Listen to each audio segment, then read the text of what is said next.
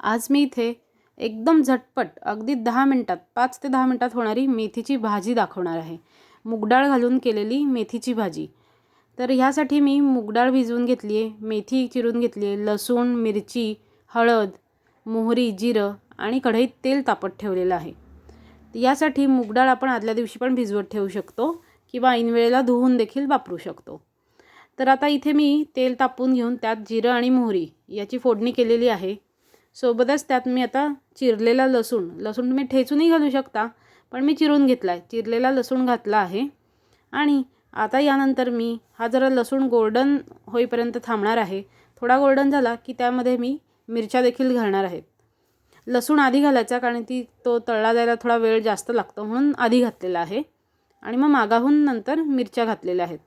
आता हे जरा एकसारखं केल्यानंतर यामध्ये आपण थोडीशी हळद घालणार आहे. हळद घालताना फक्त गॅस बारीक ठेवायचा, नाहीतर ती जळण्याची शक्यता असते. तर आता इथे माझा लसूण चांगला तळला गेला आहे, मिरच्या तळल्या गेलेल्या दिसत आहेत, त्याला पांढरा पांढरा पापुद्रा आलेला आहे. आता यामध्ये मी 2 मिनटं जरा हे असंच ठेवणार आहे आणि यामध्ये हळद घालणार आहे.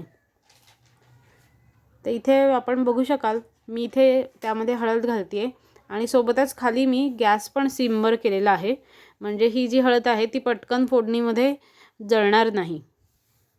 आता आपण हळद मिक्स करून घेतो आहे आणि बाजूलाच मी मेथी धुवून चिरून चांगली घेतलेली आहे. मेथी धुताना एक काळजी घ्यायची की मिठाच्या पाण्याने ती धुवून घ्यायची.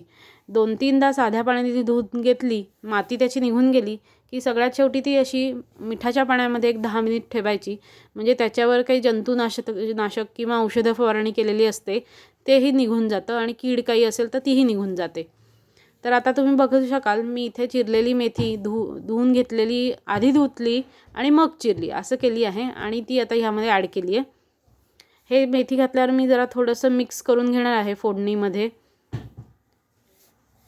थोडं मिक्स झालं की मग मी ह्यामध्ये धुतलेली मूगडाळ घालणार आहे. ॲक्च्युली मूगडाळ भिजवून घालायची असते, पण सकाळी जर गडबड असेल, तुम्हाला वेळ नसेल किंवा मूगडाळ भिजवायची विसरून गेली असेल तर ऐन वेळेला तुम्ही नुसती पाण्याने धुवून ह्यात घातली तरी चालते, कारण मूगडाळ ही अतिशय बारीक असते आणि शिजायला ती फार काय अशी अवघड नसते, ती पटकन शिजते.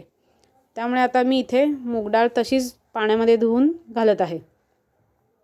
मूगडाळीच्या ऐवजी हरभरा डाळही घालू शकता, पण हरभरा डाळ मात्र ऐन वेळेला घालून चालत नाही. ती जर तुम्हाला घालायची असेल ती थोडा वेळ आधी तुम्हाला भिजवून ठेवावी लागेल. आता मी जरा व्हिडिओ थोडासा फास्ट केलेला आहे. फक्त आता ही मूगडाळ घातलेली मी ह्यामध्ये मिक्स केलेली आहे आणि भाजी अशी हलवून घेत आहे. थोडीशी मिक्स करून झाली की यामध्ये मी मीठ घालायला घेणार आहे. मिठाचा अंदाज जरा बेताचाच ठेवायचा, कारण भाजी परतली गेली की त्याचा व्हॉल्यूम कमी होतो, त्यामुळे मीठ कमी घालायचं आहे. शिजली की ती अजून साईजमध्ये भाजी कमी होणार आहे. आता अशा पद्धतीने मी इथे मीठ घातलं आहे आणि हे मिक्स झालं की मी फक्त 2 ते 3 मिनटासाठी वाफ या भाजीला येऊ देणार आहे आणि त्यासाठी मी यावरती झाकण ठेवणार आहे. झाकण ठेवल्याने काय होईल की भाजीला वाफ लागेल आणि मिठामुळे थोडंसं पाणी देखील सुटेल आणि त्याच ह्याच्यामध्ये भाजी खाली कढईला लागणार पण नाही आणि वाफेमुळे ती पटकन शिजेल सुद्धा. तर 1-2 मिनटं थांबून मी झाकण काढलेलं आहे. आपण बघू शकाल वाफही सुटलेली आहे आणि मिठामुळे पाणी सुटल्यानं भाजी करपली देखील नाही आहे. आता थोडंसं ह्याचं पाणी थोडंसं उडून जाईपर्यंत मी हे ओपनच परतून घेणार आहे. अक्षरशः 2च मिनटं लागतील. थोडीशी भाजी परतली अजून 2 ते 3 मिनटं की आपली मेथीची झटपट होणारी मूगडाळ आणि लसूण घातलेली भाजी एकदम तयार आहे.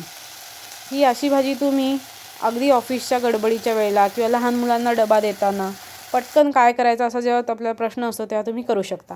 हे बघा, अशी हिरवीगार छान भाजी तुम्ही पोळीबरोबर खाऊ शकता. वाटलं तर पटकन बनवून डब्यात ऑफिसला किंवा लहान मुलांना शाळेलाही देऊ शकता. हे बघा, एकदम फास्ट होणारी ही रेसिपी आहे, तुम्ही करून बघा.